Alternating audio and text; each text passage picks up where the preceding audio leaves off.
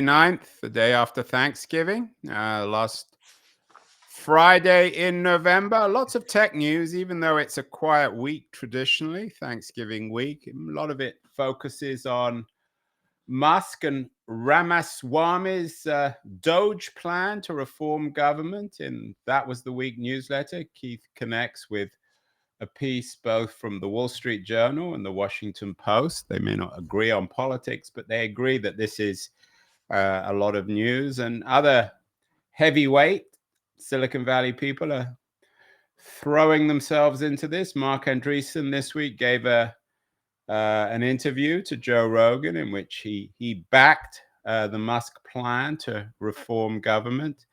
And that's the focus of Keith's newsletter this week: modernization, regulation, and costs, culture wars, Silicon Valley and Washington, D.C. In the editorial, Keith is, and I have to admit, I was a little surprised on this, slightly ambivalent. I have thought, Keith, you'd have rather liked the idea of Musk and Ramaswamy and Andreessen going into DC and cleaning all the inefficiencies up. What's the problem with it? Well, that first Wall Street Journal piece is written by them, so it's kind of like a manifesto. And what it does is it says three things.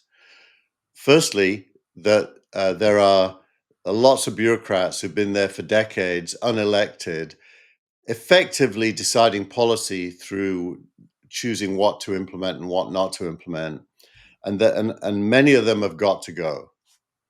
I don't really disagree with that. There's probably a lot of truth, and there's lots of scope for getting rid of a lot of the permanent civil service. The second thing they say is that government procurement is out of control, and that most of the money spent on behalf of the citizens is not coming directly from law that Congress passed, and that a lot of it could go as well. And then the third thing they say is that there are too many regulations standing in the way of just getting stuff done. Now, I don't really object to any of the three, but I don't really think the problem of government is summed up by those three. What is super disappointing is, given that they're technologists, is there is no narrative about making government more modern. Saving money by doing it better using technology, so cheaper, better, faster isn't part of it. It's just cheaper. That's all they're focused on.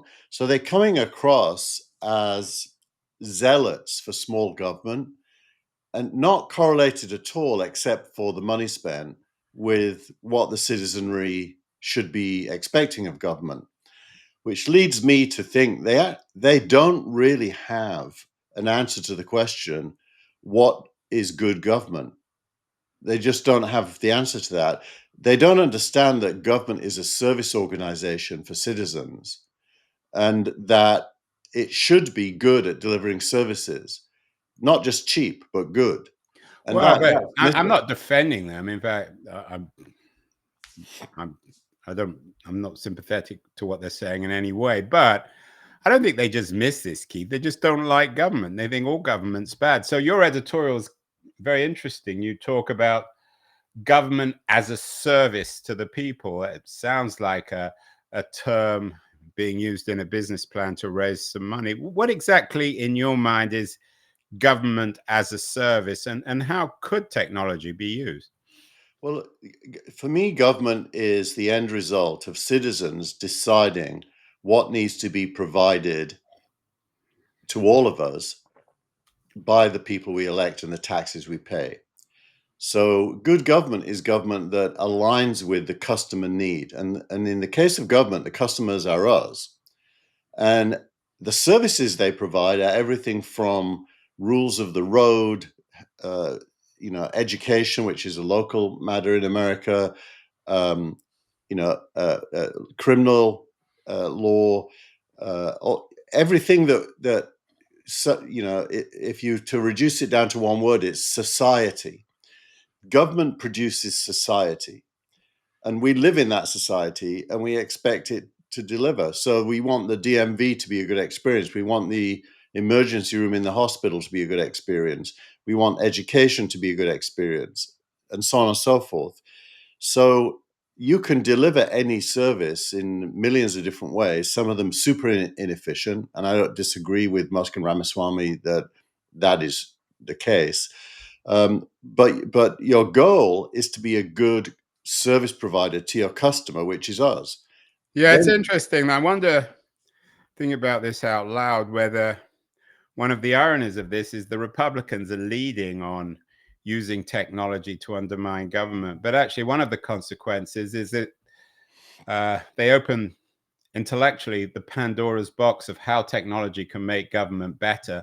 And it will enable progressives like Tim O'Reilly and so many others who want to use government as a service in the way you're talking about. So, as so often, it's the Republicans who are leading the way, but the Democrats should and I think inevitably will have their own plans on this.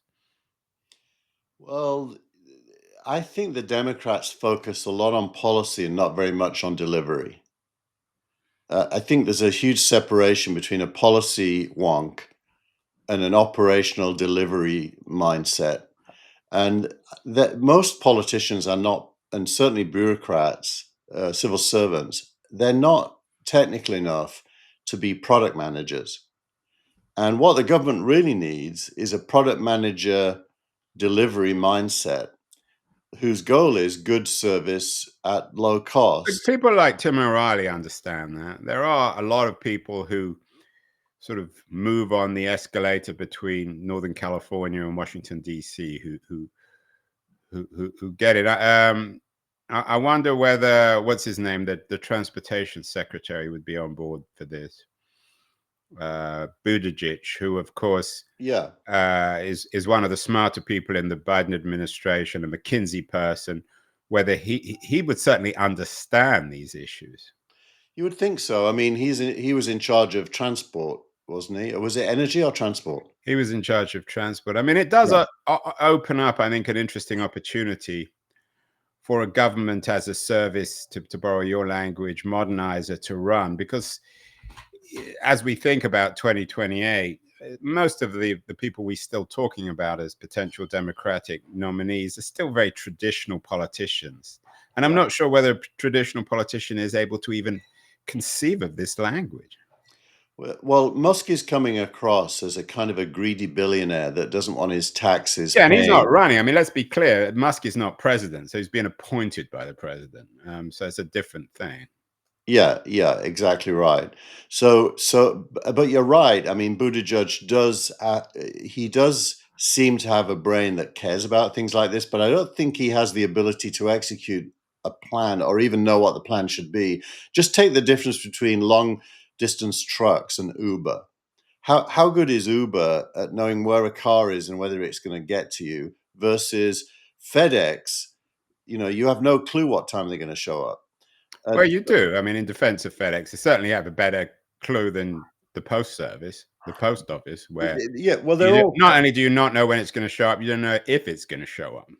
right. They're all terrible, Andrew, Well, because they're not that. I'm not a big fan. I think FedEx is pretty good, actually. They give you a window and they always show up. I've had windows quite often where they don't show up, and but I don't. It's not a big point, so let's not go down a rat hole But I there. think the bigger point is an incredibly important one, and I think this is where innovation. I mean, you always claim to be a man of the left, as you know. I'm sometimes a little skeptical of this, but in progressive terms, this is where progressives have to go. Yeah, I think what you want is, and we'll get to this later in the show. You want government to focus on service delivery, not on regulation. Now, Yeah. Musk is kind of right there. There's a lot to like about what him and Ramaswamy are saying, so I don't want to throw the baby out with the bathwater. But given who he is, you would think there was more of a vision than comes out of that manifesto for good government. It just doesn't exist. Right. No, I think, and I think you're I think your editorial this week is a good one. I couldn't. I don't always like to agree with you, Keith, and we're supposed to disagree. But I think this is it's an important point. I wonder also, just again thinking out loud, whether there'll be cracks within the Trump administration, because Musk and Ramaswamy, I mean, they are in their own way libertarians, but they're not against government. They just don't want to do away with it. And some of Trump's appointments are so ludicrous. He's clearly appointing people who are, by definition, incompetent, so the government will just fall to pieces. And I'm guessing that neither Musk nor Ramaswamy would celebrate that, where entire government departments would just collapse. Yeah. Well, there's this word in Silicon Valley which comes to the crux of this culture war comment, which is creative destruction. What I'm seeing so far is destructive destruction, not creative destruction, because the creative bit is missing. What do you want to replace it with? Is not even a question. But at least the conversation's starting. And now I wouldn't say impressed, but I'm struck by the fact that Andreessen is also throwing his metaphorical hat into this, aggressively supporting what Musk is doing at Doge. Is this the first time, Keith, and you're a long-time observer, is this the first time that serious Silicon Valley values, or what you might think of as culture, has come to Washington, D.C.? I can't remember a previous time, so probably, yeah. So I it's a think, big, in its own way, even if this first draft will probably be a farce and a failure like so much else in the Trump administration, it is a big deal. It's significant in historical sense, because I don't see them being able to go back now. I mean, even if this fails miserably, they're forcing the Democrats to respond. The Dems can't just come in and say, "Well, we're going back to the old 20th century bureaucracy," which everybody knows is inefficient and incompetent and sometimes even corrupt. yeah, I think that's true. And Serge Solkat, who's watching us, has sent a text saying, "What about Lena Khan?" And Your favorite girl, Keith. well, I mean, it's in a way it's a good question because she does sum up the Democrats' view of innovation, which is to slow it down Yeah, we'll and split it up. Split Exactly. it. I'll split it up. And there's been a flurry this week of new FTC lawsuits, one against Microsoft, one rumored against Uber, as well as the DOJ thing against Google. And it's going to be interesting to see how the Republicans think about regulating technology companies. I'm not convinced they'll be that much different to her, but we'll see. Well, I don't know. I mean, I can't see people like Andreessen and Musk and Ramaswamy. They're not be. I mean, they may not like Google, but they're not going to be able to get away with breaking up companies and punishing companies they don't like and then promoting their own. It would be so obviously corrupt. I Mm. just, I think the Democrats are doing themselves a profound disservice by using these last few weeks to throw as much at the wall when it comes to regulation, because at first it doesn't make any difference in the long term, and secondly, as you say, it reflects them as a reactionary party, a party of the previous century, a party who just doesn't get it, that they don't understand that something has profoundly changed. But that isn't something to be mourned, it's something to be celebrated and used creatively. Yeah, and I do think, despite my editorial, this is a moment to open up that conversation. That's why I didn't just say yes, because it's easy to say yes to the must stuff because a lot of it is common sense, but it isn't enough. The thinking hasn't gone far enough, and it needs to keep happening. Yeah, and I think it's going to be one of the more interesting aspects of the Trump administration. A lot of people expect Trump and Musk to have a big fight, which wouldn't surprise me. But in the first year, it'd be interesting to see what gets done, whether it will be like the wall in the first administration, a lot of talk, but nothing happens. Meanwhile, what about on the AI front? You link to something that Mark Benioff published in Time, which is, of course, publication he owns. So in a way, it's his, just as Musk tweets on X. So Benioff writes an editorial in Time about how the rise of new digital workers will lead to an unlimited age. Before we get to Benioff's point about AI, how central do you expect AI to be in this Doge initiative? You'd think that it's not coincidental that AI is changing everything and it will change government. I'm a bit of a skeptic because I don't think there's anyone in government that can properly conceptualize how AI could improve government. Well, Even there's Musk. Musk and Ramaswamy. Why not? Well, funnily enough, Musk compartmentalizes AI into, Musk has been the cheerleader on how dangerous it might be. So he's building Grok or XAI.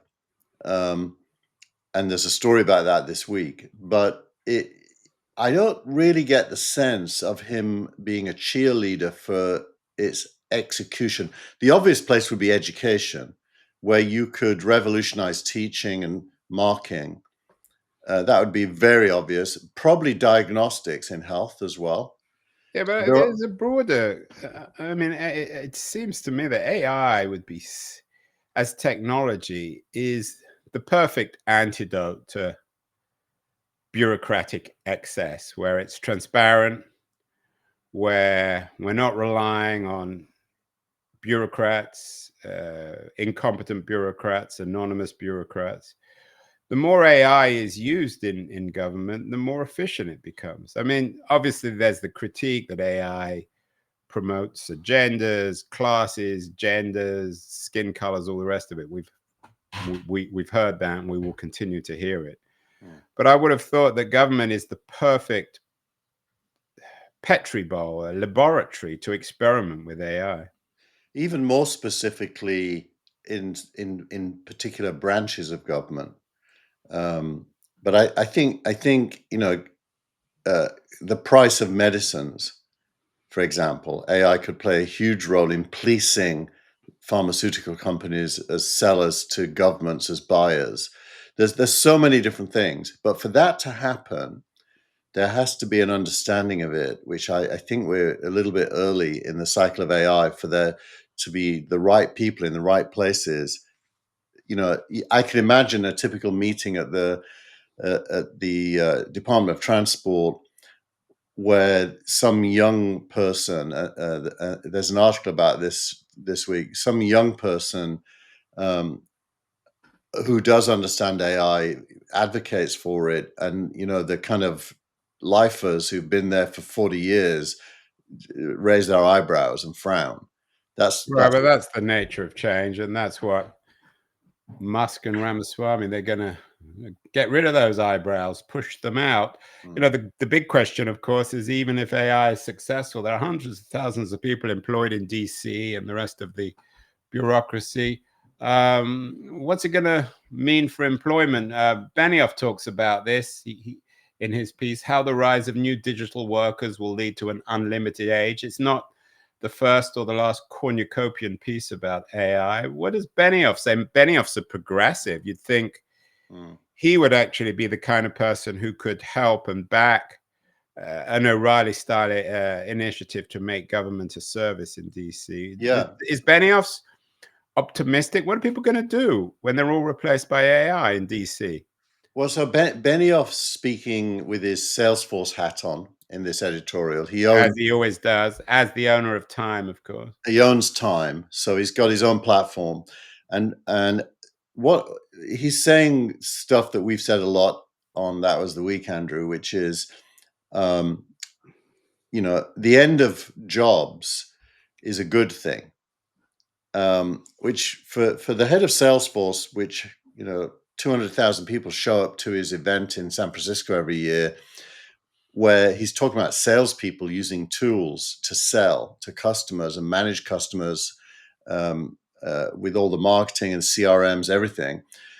The fact that Salesforce has unleashed AI agents to do a lot of those tasks indicates that he believes that software is going to replace people. which makes common sense. Why Yeah, and wouldn't? I mean, you don't have to be as smart as Mark Benioff to get that. So what are people going to do? The rise of what is a new digital worker? Is that an AI, a bot? Yeah. So the unlimited age is speaking to the output. So if you think of AI as a set of tools, the output is stuff, whatever stuff is. It could be email marketing to sell stuff, or it could be outputs could be cars produced on robotic production lines. The outputs become unlimited because you don't need people to make them. And in the context of the declining population, that's probably a good thing. And so, to your point, the question then becomes what happens to the people? And I think that is where the social discussion. Which is not an unimportant question. It's an important question, and only a small number of people are thinking about that question. A lot of Everyone, economists are. I mean, economists have been obsessed with this question for years, even before LLMs and the latest AI revolution. Is what happens when you have smart machines? What are people going to do? well, there's a lot of hand waving that says people will learn new skills and there'll be new jobs, which is probably wishful thinking in this Right. age. So Albert Wenger, friend of mine, you know him very well. He had a book out a few years ago, The World After Capital, in which he said everyone will be free to be creative. He's not the first or the last person to say that. Um, is that beginning to happen? You link with Ted Joyer, who's no great fan of the digital revolution, who argues that power is shifting rapidly to indie creators. Is that because of AI? No, I think that's because of digitization in general and the availability of completely inexpensive tools that allow people like you and me to produce the same outputs that in the past would have needed a satellite television station to do. But Keith, I mean, I've written books about this. We've been hearing about this for years, ever since the internet was invented. Power is shifting rapidly to indie creators. I'm surprised that Joya, who's a skeptic and has been through a number of these cycles, believes this. What's changed then? Why does he believe now when he's always been a critic? I think it's what we talked about last week, Andrew. The catalyst is that Joe Rogan moment in the election when people like Ted began to realize that the world has already changed and that the centers of authority and power are decentralizing down to individual creators with a megaphone, and that leads to a landscape that doesn't look like the old landscape. Yeah, Um, but we've known that for years. I mean, from the blogging revolution onwards. I mean, but okay, don't you Rogan's think? slightly different, but it's still a winner-take-all startup entrepreneur kind of economy. He makes a lot of money. Nobody else does. Winner takes all is probably a bit too extreme. I think it's plural, winners take all. Um, and there are Three, a lot, maybe not one. yeah, there's quite a lot of winners. You and me, of course, are completely pissed off Well, because we're losers, Keith. we're You and I. losers. Exactly. That's why we're doing this the day after Thanksgiving. We've got nothing better to Yeah, do. we're totally losers. But that's because we don't care about money, Andrew. We want to be happy. Yeah, maybe we're not even human. Maybe we're AIs. Meanwhile, the traditional creative community concerned with AI is coming out. You link to a piece which references Ben Affleck, who's been rather skeptical and worried about AI from Hollywood. Do you expect? I mean, with Web 2 and even Web 1, the first industries to be radically affected was media. Is that going to happen with AI too? Do you think? What specifically do you mean? What? Give me an example. Well, I don't know. Web 2 with Napster fundamentally undermined the music industry, or Web 2 killed the regional newspaper.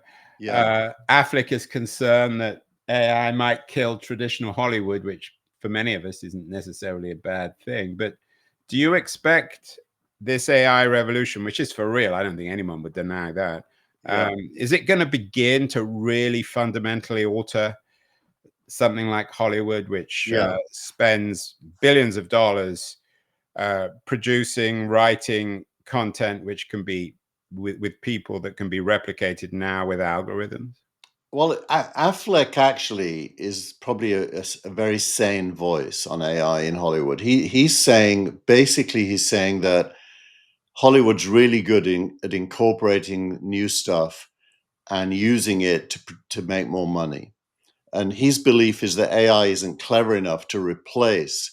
It's only clever enough to be added to the current set of tools that Hollywood uses. And so he's saying to people, look, his big quote was AI can't make art. And, so creativity, he thinks still belongs to humans. And if you think of the music industry in Hollywood, they are really good at incorporating new stuff. Music genres change at the level of the street, but are very quickly incorporated into Warner Brothers Music or Sony or whoever it ends up being. And the same is true in Hollywood. I mean, the use of FX, the tools made to produce movies, digital animation of leaps and bounds, much more than industry. Industry is a laggard when it comes to adoption. So I think Affleck is right that AI is going to help Hollywood, not replace it. But a lot of the trade union people in Hollywood don't agree. And I think what we're going to find is trade unions become the modern laggards because they're scared of losing jobs. So they want to slow down technology. When creators are the opposite, they want to embrace technology. Yeah, it's interesting whether, I mean, we've been through so many of these cycles before, beginning with the Luddites. I did an interview this week. I was in New York last week with Stephen Levy, one of tech's most successful and visible journalists, and that's our keen on interview of the week. Levy, I asked him this question about whether AI is different in terms of this radical transformation. He doesn't seem to think it is. It's just another cycle of radical optimism, massive investment, which will probably result in some sort of bust, but will maintain some degree of innovation. So that's the really interesting question, is whether this AI revolution is different. Levy, I don't think he believes it is. He's not radically surprised. I mean, he's amazed with AI technology, but he's not radically surprised with the consequences. So we've been through this before, cycle after cycle. As I said, my only skepticism is with people like Joya, who believe that power is shifting rapidly to indie creators. We've heard that so many times before, and I have to admit, once or twice or three times you're burnt, you don't go back. Meanwhile, your startup of the week, Keith, is focusing on this. It's Musk's new venture into AI game studio. He wants to make games great again. What's Musk doing? As you said earlier, that he's a skeptic of AI, but he has his own AI startup now, which is worth what, $40-50 billion. So he's not a complete skeptic. Well, he's a skeptic when it comes to the need to control it. He's a skeptic, I think, when it comes to other people's AI. When Other it's his people's own, AI he's as less well. skeptical. And the fact that he's focused on games is kind of interesting because games are a safe space in a way for him. The reason I put it in, I don't know if you remember, but a couple of weeks ago we had a piece from Idan Beck talking about the new game studios that are going to emerge based on AI, and he's building a startup in that space. So this caught my attention just because Idan should pay attention to this as well. And Musk is nothing if not opportunist. He's very good at smelling timing and committing resources, and of course, he's capable of raising very large amounts of money. By the way, the people who paid him to buy Twitter are getting stock in some of these new initiatives as a way of paying them back. So it's kind of a bundle of value, if you will, that he can trade. So what exactly does this mean? His new venture into AI game studio. Does that mean that AI will create the games, so they're replacing the programmers, the creators? What's the role of AI in games, in I, his I, view? I think probably at every stage of a game, AI will play a role from the initial storyboarding and the game mechanics, the scoring, the levels, just imagining the puzzle that a game is, then rendering it, then building the code that makes it work. I think at every stage, and probably even marketing it. So if you really empty your mind of the past value flows in games and start from scratch with what can AI do, the answer is everything. Yeah, I agree. I mean, I'm not a gamer myself, but I can imagine AI in that sense replacing most traditional studios, which I'm sure won't thrill the owners of studios. It'd be interesting to see whether it will have an impact on the kind of games that exist, and whether it will result, like in vinyl, in a renaissance of human created games versus AI ones, and whether anyone will be able to tell the difference. Yeah. And you know, that brings us back to the question of Ben Affleck. Um, I was kind of with Affleck when it comes to Hollywood and creativity. I'm kind of a bit with Musk when it comes to games, and they're different. AI's role in games can be a lot more. I still don't think the creative bit will come from the AI alone. I think it's going to need a human imagination to work with AI to produce interesting games. But also, I mean, to come back to Hollywood, I mean, most of the products out of Hollywood are so bad anyway that I don't see how AI can make things worse. I mean, I don't know how many terrible movies your kids drag you to, but most of these monster films and remade monster films are just dreadful. I mean, to me, they should have already been made by AI. They don't have any human qualities at all. So There's I have to also admit, there's I'm not also too a lot, worried about Hollywood. there's also a lot of terrible indie movies. I watched the one with Jennifer Aniston, was it, with a daughter who, and the mum was dying. God, what a terrible movie! But it was an indie movie where AI did nothing; it was all human. Yeah, I think I'd read such bad reviews of that, I chose not to go. Finally, post of the week. You've taken some liberties with this. It's a link from Herbert Hovenkamp, who sounds like an AI, but apparently actually exists. He's a professor at Penn Law School, the Wharton School, and he wrote an interesting piece in the New York Times about breaking up Google would be a big mistake. What does it's his name, Hoven Camp, say? Van Camp. He's basically making the point that there's no uh, citizen benefit from breaking up Google, and in fact, quite the contrary, maybe even negative from the U.S. economic point of view. So he's making simple, common sense points about the DOJ's seeking to break up Google, and the fear is that the DOJ will get away with it because it comes down to a single judge right now. Maybe that will go to the Yeah, Supreme. but it's gonna be so many different hearings and so many different chapters of this that I don't see how they. I mean, your friend, your girlfriend Lena Khan is going to be leaving. So once she leaves, Well, this is a bit too late for that. Google has been found guilty of having a monopoly in advertising, which, by the way, is absurd. Anyone who understands the advertising business, you and I have talked about this. but so it really isn't one. But it's been found guilty of being one, and now they're at the remedies stage, and the DOJ is asking for the divesting of Chrome. Which is such a marginal and sort of absurd. I mean, if Google really is this dangerous monopoly, I don't understand why Chrome is so central. Plus, who is the? It's all premised on someone buying Chrome, and once you take Chrome out of the Google orbit, it doesn't have any value. Well, it Who would want becomes to buy like it? it does have some value, but it's like Firefox. Firefox is smaller than Chrome, but Google pays to have Google advertising in Firefox. But it's like selling off Gmail or something. I don't know what the value of Gmail would be if it's taken out of the Google Yeah, orbit. I think all of that's true. The only real value at Google is advertising. Everything else is a feature of advertising.